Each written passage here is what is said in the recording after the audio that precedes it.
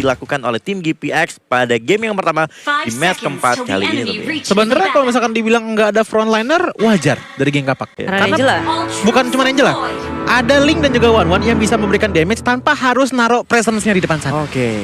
Dia punya immune gitu loh, jadi Kabur. betul banget. Kabur. Permainannya kayaknya bakalan dive in dive out juga sih. Oke, dan ini dia untuk game yang pertama antara GPX melawan Onyx Prodigy di week yang ketiga, di hari yang kedua tentunya kita bakal melihat Fenrir dari Onyx kali ini bakal coba 1v1 situation dengan seorang Rinasmi dengan Pakitonya, dan sementara Ando bakal bermain sedikit safe tentunya menunggu minion bergerak ke arah dia. Sementara dari kedua god lane tidak akan ada babysit yang dilakukan dari kedua roamer kali ini. Ini akan berat di arah jungle sih. Jadi keduanya punya jungler yang harus di babysit juga, dijagain pula. Dan purple buff sangat penting untuk jungler mereka. Sehingga kita ngelihat dari EX Laner, ini kan adu mekanik aja dari Fender dan juga Rinasmi, adu gebuk, trading damage. Dan asal mereka nggak terlalu jauh dari mungkin turret mereka atau pergerakannya, seharusnya akan aman-aman aja dari segi EXP laner kedua tim. Yap, kita bakal lihat juga Rinasmi dan juga Fenrir masih bermain cukup aman. Mereka masih saling mengamankan wave mereka masing-masing. Lalu kita bakal lihat juga untuk di arah top lane-nya, One dan seorang Watt kali ini mencoba untuk mencari beberapa wave terlebih dahulu sebelum melakukan teamfight, karena balik lagi Watt belum level 4, belum punya crossbow of tank. Dia bakal bermain safe sambil menunggu pertumbuhan dia menjadi level yang keempat. Sementara Turtle juga bakal spawn dalam waktu beberapa detik lagi, membuat mungkin bakal terjadi teamfight ketika melakukan setup Turtle dari kedua tim tentu Bude. Ya, ini awal yang tentunya mereka sangat hati-hati satu sama lain, mengingat untuk ngelakuin gerakan akan sulit. Dari Onyx Prodigy hadirnya dari gold laner mereka yang bisa ngeganggu seperti ini, maju ke area depan terlalu jauh, apa seperti ini bisa kembali untuk mundur dan menghindari Nidosin Flower. Tepat banget, dia bisa mundur ke area belakang dan masih bisa selamat. Tapi kawanan dari GPX nggak ingin memberikan turret gratis pula untuk tim Onyx. Mereka ngedefense sekuat tenaga walaupun gold shield-nya hampir habis, tapi at least nggak hancur dari segi turret mereka. Ya, Watt juga masih survive, dan tapi Turtle kali ini bakal terbuka sangat lebar untuk tim GPX tentunya tanpa ada gangguan, karena mengingat tadi seorang Mornov lagi berada di top lane mengakibatkan satu sinyal untuk bisa mendapatkan first blood dari Rinasmi. Sedangkan Ray harus mengaktifkan tempo supply untuk cabut, sementara di sana langsung di backup dengan cepat oleh seorang Fredo Kitty karena seorang Ray untuk bisa cabut tentunya meninggalkan area bottom lane setelah berhasil nge-pick off salah satu player dari tim Onyx Prodigy. Yes, pergerakannya sangat cepat banget dari tim GPX, malah mereka yang berhasil untuk ngedapetin point kill-nya terlebih dahulu dengan rotasi yang mereka miliki.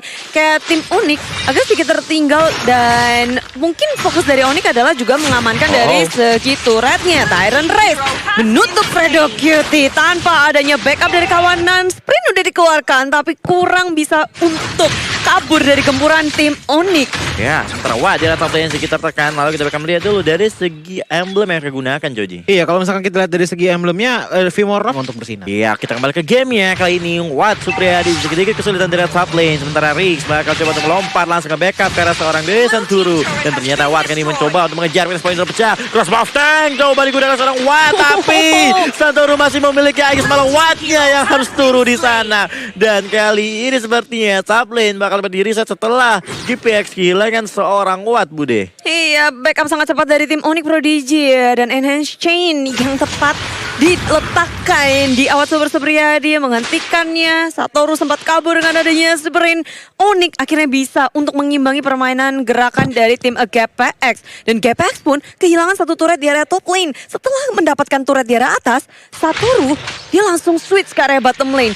Onyx Prodigy mereka berfokus terhadap objektif, ngedapetin turret perlahan tapi pasti. Sedangkan dari player-player lainnya, Vimornov ataupun Riz itu mengalihkan perhatian dari pemain lainnya, sehingga gak ada yang bisa untuk melakukan defense terhadap turret milik tim GPX. Ya, dan dimana kali ini dari seorang Desan Turu harusnya udah memiliki gol yang cukup banyak setelah dapat satu turret, dan satu gol shield turret bahkan dia dapatkan.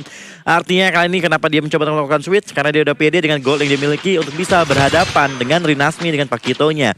Lalu kita bakal melihat kali ini Turtle yang kedua, apakah bakal kembali menjadi milik GPX, di mana Rick udah mulai charge tapi belum mencoba untuk melompat begitu saja, sementara Rinasmi mencoba untuk melakukan perlawanan tapi Rinasmi yang harus tumbang, dan Tempo Outplay digunakan untuk mendapatkan satu hero, satu jungler tumbang. Tyron Race langsung mengarah seorang Ray. Ray pun berhasil ditumbangkan. Sementara Turtle terbuka lebar. Siapa yang akan mendapatkan Turtle? Dan ternyata Turtle menjadi milik Onyx Prodigy kali ini, Bude. Ya, peperangannya sangat masif, tapi belum berhenti di situ. Mereka langsung bergerak ke area mid lane dengan statistik impact.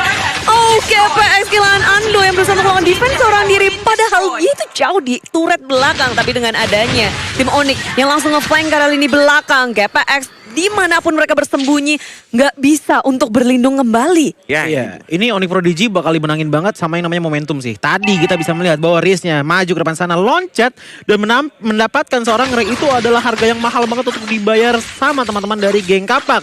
Dan juga yang mahal banget adalah value dari hero ini yang udah sering buat di-ban di ranked, yaitu Fredrin. Hero fighter berdurabilitas tinggi dan dapatkan skin barunya dengan diskon sebanyak 5%. Asik. Waduh, murah banget tuh kayaknya skin. Yoyoy.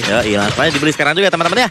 Lalu kita melihat ternyata ketika team fight terjadi di area Turtle, ternyata itu membuat satu buah kebebasan untuk seorang Awat yang berhasil mendapatkan satu buah top lane turret, membuat dia mendapatkan gold yang lebih banyak lagi tentunya untuk bisa membeli item yang dia butuhkan, Bude. Benar, ketika tim kehilangan mungkin satu turret atau tak apa, sebisa mungkin mereka harus bisa nge-trade hal itu. Tapi diam-diam, tapi pasti Tyrant Revenge-nya udah dikeluarin. Tyrant Rage-nya belum. Riz mencoba untuk memicu dua member kena, tapi dengan adanya satu Revolution mengusir mundur tim Onyx Prodigy dari lini belakang. Di Satoru pun tumbang, ditambah dengan Riz, tapi bayarannya begitu mahal. Awat super ini mengamuk di area belakang bersama dengan Fredo QT mencoba untuk mengalihkan perhatian, mundur ke area belakang. Fredo QT tahan badan di area depan. Awat super di balik ke area belakang dan 2 untuk 2. Tapi GPX mereka kehilangan jungler yang kehilangan mid laner mereka. Iya, ini harus dinotis tadi ya, Tempo Blade-nya itu juga bukan untuk dikeluarkan untuk team fight. Tapi cuman untuk menghindari tadi hampir aja ada pelukan datang dari seorang Kufra. Dan dengan apa ya bisa dibilang mengorbankan skill, sumber daya skill seperti itu yang membuat Ray pun di posisi yang agak awkward sebenarnya. Membuat dia harus tumbang, begitupun juga dengan Ando di belakang sana. Ando tiba-tiba baru hadir tumbang, malah Awatnya yang masih survive. Walaupun dia tadi berhasil dapetin 2 poin eliminasi. Lalu tadi Fredo Kitty lebih memilih untuk melindungi Watt terlebih dahulu dibandingkan Ray. Lalu kita akan melihat juga Turtle yang ketiga kali ini menjadi milik Onyx Prodigy. Artinya Onyx berhasil mendapatkan 2 turtle-nya di early game kali ini. Sementara GPX harus reset kembali, harus mencari celah, mencari momen tertentu untuk bisa membalikan keadaan tentunya. Iya, menit yang ke-7 dari Onyx Prodigy lagi ngedapetin momen mereka nih. Dari segi network, mereka 3.000-4.000 di atas tim KPX. Iya. Dari segi turret pun mereka bisa mengontrol semuanya. Tier pertama udah hancur, udah keropos. Dan perlahan tapi pasti mereka nge-press GPX dan nggak ngebiarin mereka untuk farming secara bebas. Iya, karena balik lagi kunci playernya di Onyx adalah dari Riz-nya sendiri. Hofra selalu mendapatkan momentum dan di follow up dengan banyak CC dengan Sanguine Claws dan juga Enhanced Chain dari Femornov. Susah untuk geng Kapak menghindari hal tersebut dan membuat mereka ujung-ujungnya mungkin hilang 3 ataupun 2 player. Dan bahkan ini dia dari segi itemnya pun kita bisa melihat bahwa udah mulai ada perbedaan item yang cukup signifikan dari Link dan juga Julian dari masing-masing jungler. Dimana dari Julian aja udah ngambil ke arah Genius One, ditambah lagi dengan Shadow Team dan lagi mengarah ke arah Holy Crystal. Yang berarti dari poke damage-nya ataupun sekedar masuk bentar habis itu keluar lagi, ini udah bakal gede banget dari seorang Julian. Sementara dengan adanya seorang Link yang belum mengambil ke arah DHS ataupun Endless Battle, damage yang dilakukan itu purely dari critical saja. Yang berarti kalau misalkan ditambahin sama item defensifnya dari Onyx, damage-nya nggak bakal terlalu besar. Oh.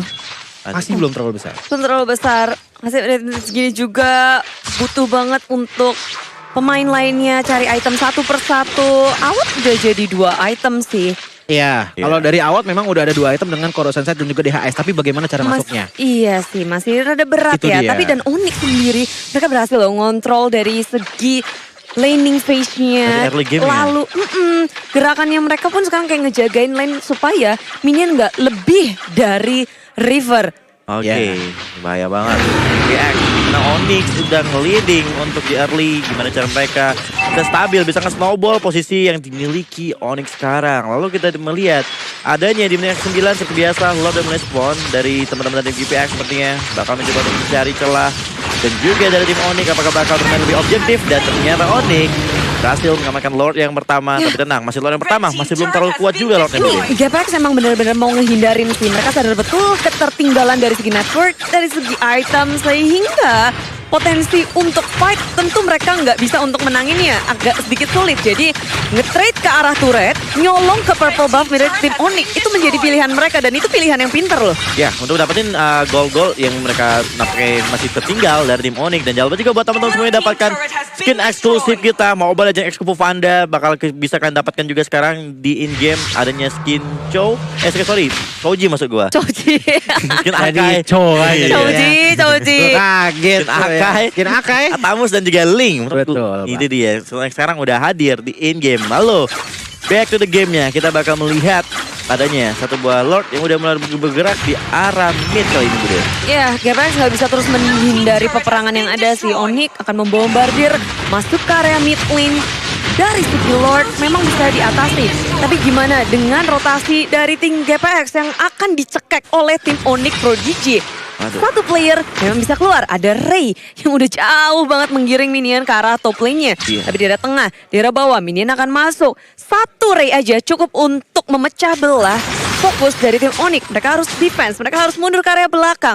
Dan nge-defense buff mereka juga. Ya, gimana Ray benar-benar mencari celah, gimana cara dia mengejar ketinggalan golnya. Dia mencari celah dimanapun ada jungle berada, dia bisa dapatin jungle tersebut untuk menambah golnya. Karena dia butuh item, Bude. Ray nggak punya purple nih. Iya, dia nggak punya purple buff juga. Ini momen-momen yang ditunggu sama Onyx sih. Ketika dari Link. Ray-nya nggak punya purple, otomatis kekuatan dari Ray agak sedikit pincang. Oke, tapi ini dia Rinasmi berusaha untuk melakukan ini split push di area bottom lane. Rinasmi mencoba untuk melakukan open map, membuka map untuk teman-temannya Rinasmi. Oh, hati-hati, ada nyari roman di play bakal dibuka. Apakah bakal dari tim fight balik Rinasmi terus sekarang apa? Akhirnya Rinasmi bakal tumbang, tapi Ray mengincar karena seorang Yura menjadi target pertamanya. Yura berhasil di pick off, tapi Watt pun tumbang di tangan tim Onyx. Kali ini 2-1, Bude. Ya, GPS nggak siap untuk peperangan ini karena Onyx mereka udah berkumpul di area tengah.